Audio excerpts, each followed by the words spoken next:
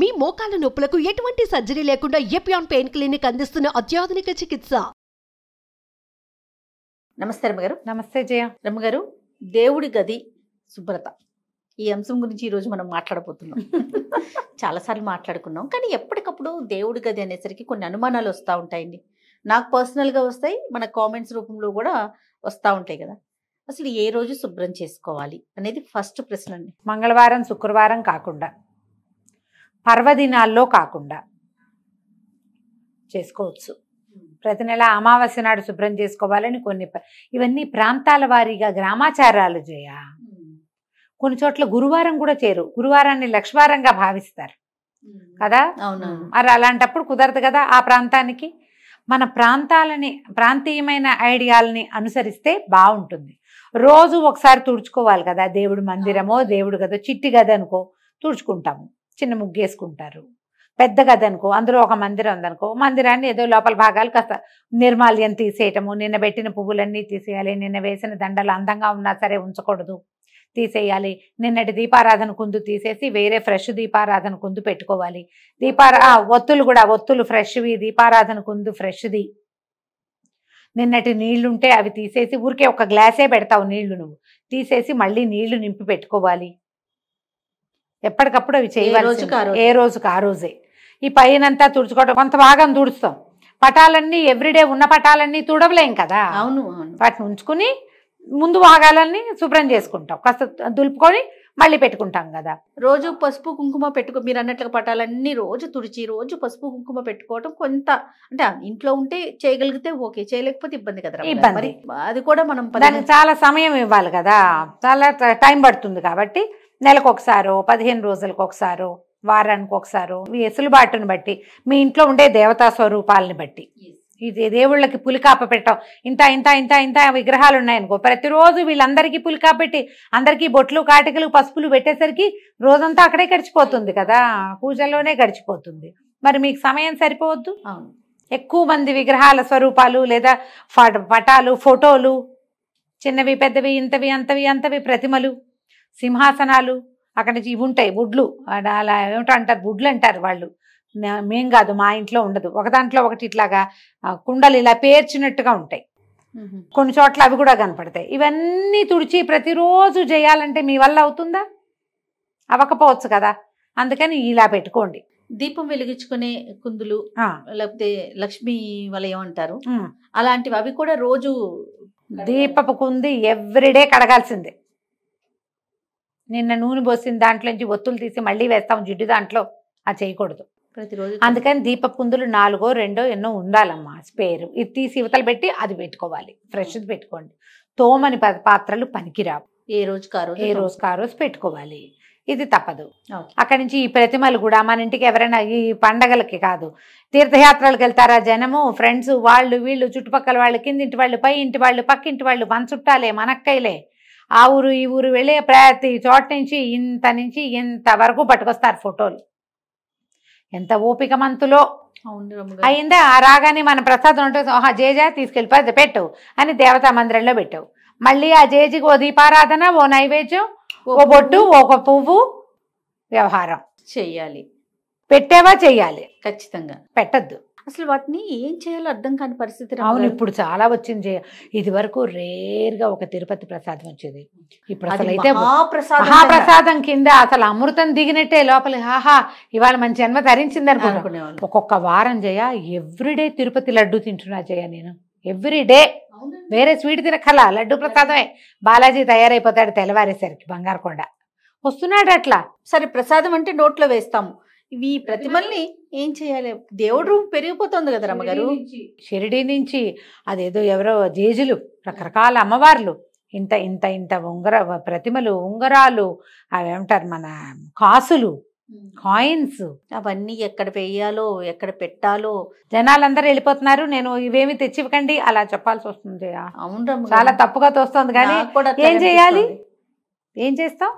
ఇన్ని దేవుళ్ళని చేరుస్తాం కదా. నేనైతే మీకు ఓపెన్గా కెమెరా ముందు చెప్తున్నా, మా అక్కకైతే చెప్తా ఉంటాను అనమాట, అక్క నువ్వు తీసుకురాకే, నువ్వు వెళ్ళి దండం పెట్టుకో, నా గురించి కూడా దండం పెట్టుకో. కానీ నేను అందరికీ ఎందుకంటే చెప్తా place జయ. చాలట్లేదు. ఎక్కడికైనా వెళ్ళాము బయట అనగానే వాళ్ళకంటే నన్ను చెప్పలేదు. తలుచుకోండి, నన్ను అక్కడ తలుచుకోండి, గుళ్ళో తలుచుకోండి అని చెప్తా. నేను తలుచుకుంటానమ్మా, నేను చెప్పట్లా ప్రతిసారి. అవును. గుళ్ళో టెంపుల్లో కూర్చుంటే కళ్ళు మూసుకుని మొత్తం మన కిందింటి వాళ్ళు, పై ఇంటి వాళ్ళు, పక్కింటి వాళ్ళు, సమస్తమైన వాళ్ళు, మనతో మాట్లాడే వాళ్ళు, మాట్లాడకుండా రోజు కనపడే వాళ్ళని కూడా ఒకసారి అందరిని తలుచుకుని, భగవంతుడా నీ యొక్క కృప, నీ ఆరాలో, నీ తేజో తరంగంలో నేనున్నట్టుగానే వాళ్ళకు కూడా ఎంతో కొంత అవకాశం ఇవ్వనైనా అని ఓ దండం పెట్టుకుంటా. మొత్తం గుంపందరినీ తలుచుకుంటాను నేను. అక్కడి నుంచి మా పిల్లలు, మా సొంత సమాజం ఉందిగా, వీళ్ళందరినీ పేరుగా వాడికి పిల్లలు కలగాలి, వీడికి ఇల్లు రావాలి, వాడికి ఉద్యోగం రావాలి, వాడికి ప్రమోషన్ రావాలి, వాళ్ళ పిల్లలు బాగా ముందుకు రావాలి, ఆడపిల్లలకు పెళ్ళిళ్ళు కావాలి, ఇవన్నీ పేరున దండాలు పెట్టుకుంటాను జయ నేను అందరినీ. ఇప్పుడు మనకి ఇక్కడ సమాజం ఎంత పెద్దది. అదే కదా. కెమెరామెన్ రోజువారీ కనిపించే ప్రతి కెమెరా పిల్లవాడు ఊళ్ళో గుర్తొస్తాడు నాకు. super. అందరినీ గుర్తు చేసి ఆ పని చేస్తే చాలు, సరిపోతుందా? తెస్తే ఓ లడ్డు తెచ్చి అందరికి పంచి ప్రసాదం నేను పెడితే అంటున్నా, ప్రసాదం కాబట్టి తినేస్తాం. లడ్డూనో ఇంక ఏ ప్రసాదం అయితే ఆ ప్రసాదం. అంతే. ఈ ప్రతిమలు ఫోటోలు ఎక్కడ పెట్టాలి అదే చెప్తున్నాం. మన ఇంట్లో వాళ్ళకైతే చెప్పగలుగుతాం, బయట బయట వాళ్ళకి వాళ్ళకి చెప్పలేం చెప్పలేం కదా, కదా రమ్మగారు. చెప్పలేము. కానీ ఇది కరెక్ట్ కాదేమో కదండి. Correct ఇలాంటి కాదు. ఎక్కడ పడేయలేము, పెట్టుకోలేము. సమస్య కాదు. ఖచ్చితంగా సమస్యే. తర్వాత కొంచెం పుస్తకాలు అది తగ్గించుకోను.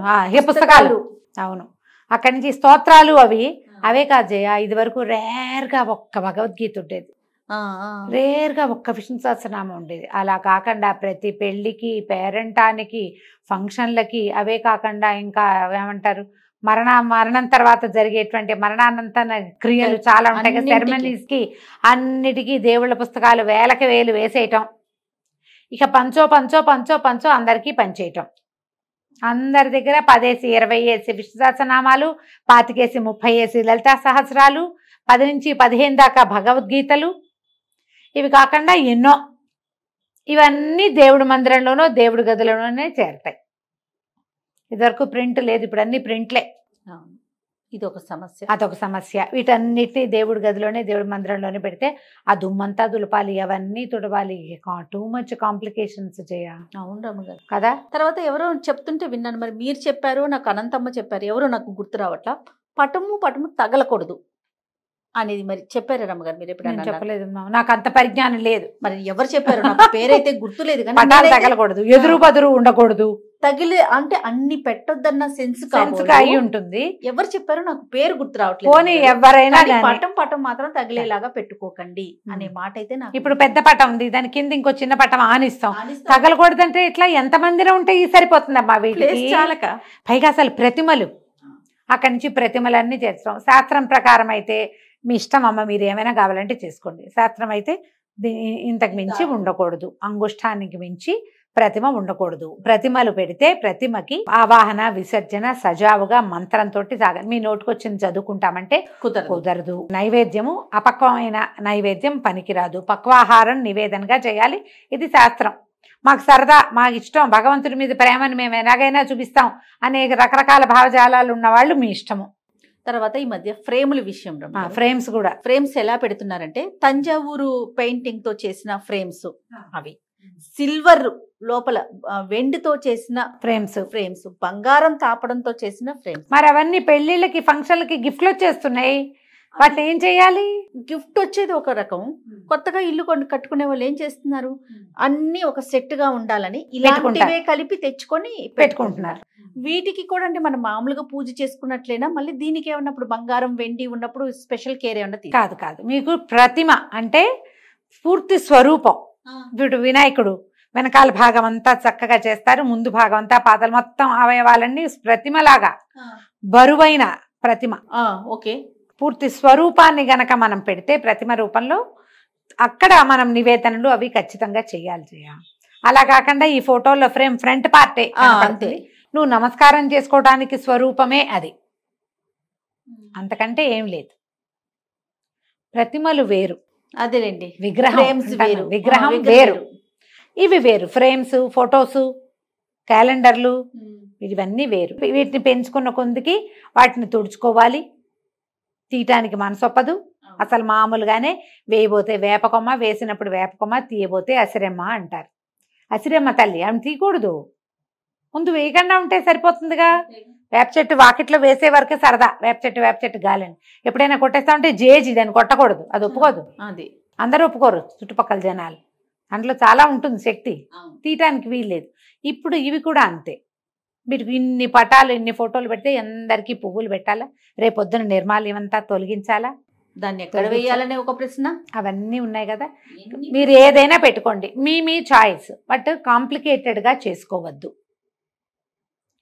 మీరు ఆ పూజా మందిరం శుభ్రతకే మీకు 2 గంటలు పట్టేలాంటివి పెట్టుకోకండి. మీ ఇంట్లో పురాతనంగా ఆనూచానంగా వచ్చినటువంటి దేవతా విశేషాలు ఉండుంటే, సాలగ్రామాలు ఉంటాయి, పంచాయతీలు ఉంటాయి, శివ పంచాయతీ ఉంటాయి, శివలింగాలు ఉంటాయి, అమ్మవార్లు అన్నపూర్ణాదేవి విగ్రహం ఉంటుంది అందరి ఇళ్లలో, వినాయకుడికి ప్రత్యేకమైన ప్రతిమ ఉంటుంది, గౌరీదేవి ఉంటుంది ఒక రాయి రూపంలో. ఇవి పాతవి ఉంటే మీకు ఏదైనా కలర్ఫుల్ ఫోటోలు అవి కావాలంటే గోడల మీద పెట్టుకోండి. ఈ పూజించే మందసము మండపము ఒక పీట ఉంటే పీటెక్కిచ్చేయకండి, వాళ్ళందరినీ గోడెక్కించండి. గోడ మీద ఉన్నవి తులపటం సులువు, ఇది కష్టం. అంతే. ఈ పీటకి ఇచ్చేది ప్రత్యేకమైన స్వరూపాలను పెట్టుకోండి.